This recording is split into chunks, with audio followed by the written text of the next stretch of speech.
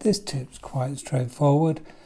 We all buy shot in tubs or Stotz, and they come in these little containers, which are great, but they're not very handy on the bank. Getting one out is difficult, and you end up getting a load out, spilling them, leave the lid off, you end up getting liquid in there, and you can end up with 3 or 4 of these out, and it's all a bit of a mess. So I bought one of these magnetic hook boxes. I think this is a Preston one. As you can see, the magnets have come off mine, but in there I've got all the compartments. So I've got my Stotz 8 to 12, and I've even got shot 8, 9 and 10, and you can pick an individual one out, close it back up. You're not wasting, and it's a really efficient way of storing your shots. Doesn't take up a lot of room. I'm sure we can all find room for that. So here we have Preston rig hookups, and these are little bits of elastic that you put on your top kit, and then that one kind of fits on your number 3 section, and then that one fits on your number 2, or if you've got a 2-piece section, your number 2 and your number 1. And the idea is that you hook your rig up, and then you don't have loads of elastic hanging out and getting damaged by the sun. So I tend to put that on the narrow section and that on the main section. I'm now going to show you how I use these for marking the depth as well. So here we've got my top kit, and I've got the larger of the rig hookups there, and I've got my rig attached, and as you can see, I therefore have very little elastic hanging out the pole. In the old days, what did we all do? We all used to get that and then just hook it like that. We'd have a load of elastic hanging out, and that would get damaged by the sun and perish. So we use the rig hookup, but the other way I use the rig hookup is when I've found the depth of my rig, I then put my hook in the bottom and then use the upper one that goes on the thinner section to mark my depth. And I think that's a really good visible, it never moves. And if you then find you've got another swim, I'll come round, try not to trip over the cable. So there we've got the rig, and I've got it marked up at the depth exactly of the rig. If you then get another swim that's maybe an inch out, I then use this, which is a white crayon. Now John Arthur came up with this tip. This is the crayons that mechanics use to write on tyres, and it's really handy to have in the box. As you can see, it's made a nice little mark, but that'll rub off really easy. So I tend to work around the upper rig hookup as my normal line, and then mark as I see fit around that. So as you get on a bit, and I'm getting on a bit, unfortunately you need glasses. It's a fact of life. And I've got a pair of bifocals so I can do all the detail work, hooking stuff up, and then I can see me float, and it's not just a blur in the distance. First little tip is get some of these. They're really cheap. They just go on the end, and then you can have them hanging around your neck.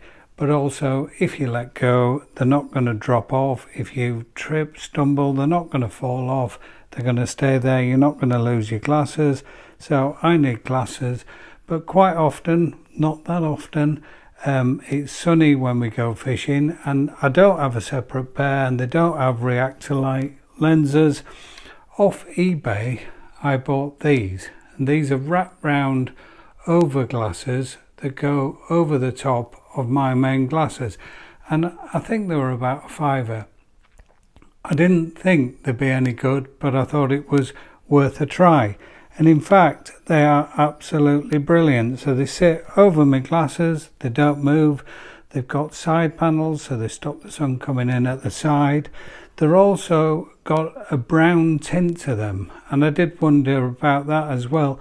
But what I find is, even on some dull days, I'm putting these over my main glasses because they really highlight your flow, and you can see your flow in conditions where you wouldn't see it otherwise. So two real benefits: protect your eyes and give some darkness, but also spotting the flow. What I will also say is they're kind of semi-polarized. I think they're described as polarized. So when you're doing some mugging, you're looking for fish, it does enable you to see fish, and it does help when you're doing some mugging off the top. So this video is around plumbing up on the Waggler, which is something that's difficult to do, and I don't think you really want to set your Waggler up and then attach a normal plummet and cast around. Makes an awful lot of splash. It casts difficult, it kind of pivots as it casts. So my tip is to set your Waggler up, shot it properly so there's only a small amount of tip showing, estimate the depth that you think you want to be fishing, and then use this as a plummet. And what I've got there is a BB shot, and I've put a bait band around it. So you can see I hooked it up there. So that's quite straightforward. Put your BB shot, put the bait band around it, hook that up, cast that in, don't have a tight line, and if your float comes up, then clearly the shot is on the bottom. If your float goes under, then you're fishing off the bottom, and you need to add some depth to find. And you can do this 5-6 times. It doesn't take very long to do it. Then you get an accurate reading of the depth when you're plumbing up on the Waggler.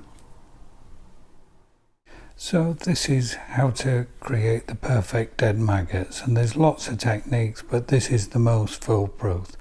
Put the maggots you want in a bag, seal the bag. I use a clip lock, you don't have to use that. I put them in before I go to bed on the day before I go fishing, get them out the freezer when I'm having my breakfast at 7 AM, let them thaw out, and then on the bank put them in water, and they are perfect dead maggots. They don't go black and they don't lose any of the plumpness. So I've got two main hook boxes. I've got the large matrix and the shorter matrix, but within each of those I have something I call an extender. So I just want one.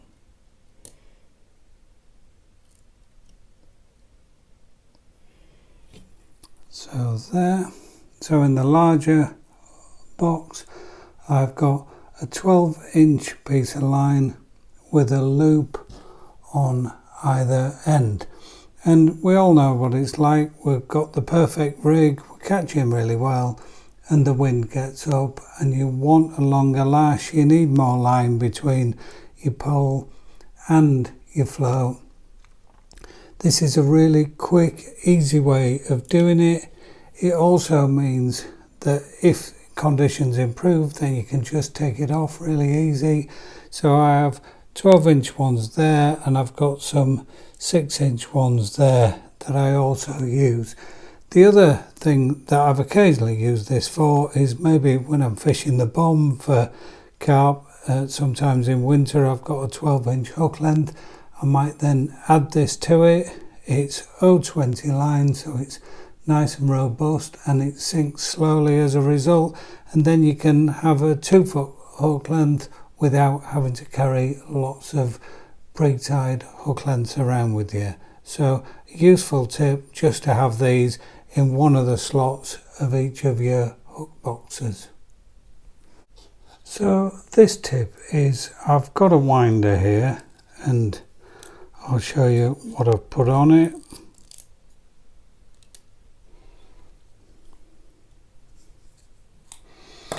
So we all fish in line. We're using the ICM method and the ICS, and we're all doing that. But sometimes you want a running rig, a free running rig that's required. So I think everybody will have seen this, but you have a twizzled boom of around 4 or 5 inches there.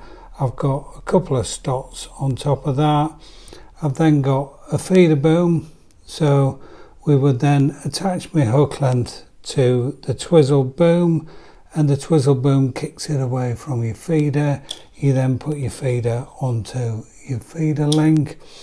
I've then got around, I don't know, 50, 60 centimetres of line at the top, and then I've got a loop on that. So if I want to go to a free running rig, I simply take my main line, tie it to that hoop at the top, and then I'm away. I'm not having to create one of these on the bank. You can take it off just as easily. I always carry a couple unwinders. You never know when you're going to get a tangle, and it just saves time. And as that's kind of 50 centimetres, when you're winding, it doesn't go through the rings for casting, so it stays outside, so it doesn't interfere with casting at all. Just allows you to swap to a free running rig instead of a fixed rig. So a straightforward little tip this time. Depth markers on your top kit, and some top kits are now starting to come with these, but if your pole doesn't have them, there's plenty available on eBay. I'll put the seller I bought them from. You can see I've got the 1 foot depth marker there, I've got the 2, I've got the 3, and I've also got the 4 as well. And these are surprisingly useful. It gives you an idea of different swims, so you can maybe before you get there you can plan ahead and get rigs ready. There's also this kind of, in winter you might think I need to be at least 3 foot, and you don't want to be guessing. This doesn't take very long. The ones I got 1 to 4, and there's also a little one you can put in the middle for half a foot. I haven't bothered with that. I've got it on all my top kits. Various colours available. I've gone for the kind of grey, so it's not really noticeable, but you can see it when you need to. So this one is about minimising the amount of stuff you have to carry and maximising your space.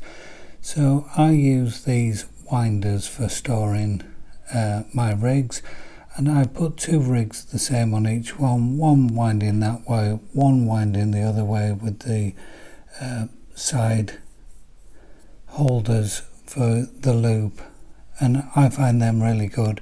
Some people can't get on with them, or if you've only maybe got a winder like that with maybe just 1 hookup, but you want to store 2 rigs, and I'd recommend putting 2 rigs the same on each winder. First of all, get your first rig, and I'm going to hook that on.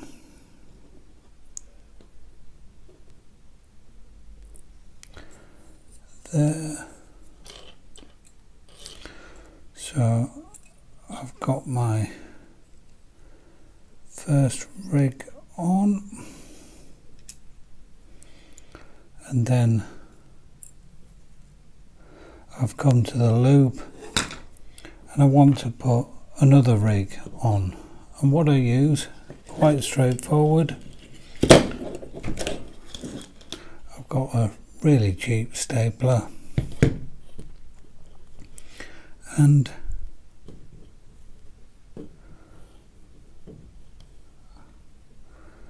up there I've just produced a staple. Just press one down, let it come out. So I hook that through the loop. Don't do this on a white table or you won't be able to see what's going off. So that's the loop at the top of the first rig. I then put the loop at the bottom of the second rig through there. So we can see there I've got the staple holding it, and then I just continue to wind that rig on. Obviously when you take a rig off, you're probably going to lose the staple. Not the end of the world if you've got a stapler. So there, bring that round,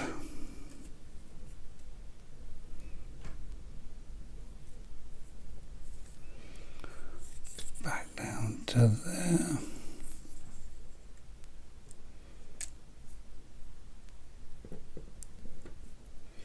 This white background really not helping. There, and I've put two rigs on the same winder, and if you've got a wide winder or you're using small floats, you can even put 3 or 4 and just wind them on. Obviously it's better to do it with floats that are the same, otherwise you're not going to be able to access the one that you want, but it's just a quick and easy way of storing multiple rigs on winders. This is a simple tip. I have a cheap digital watch on a piece of pipe lagging on my side tray attached to the arm. It's within my eye line when I'm fishing, so I can keep track of the match. I don't use it for timing casts. I've got a stopwatch for that, but it just helps me keep track of how things are going in the match.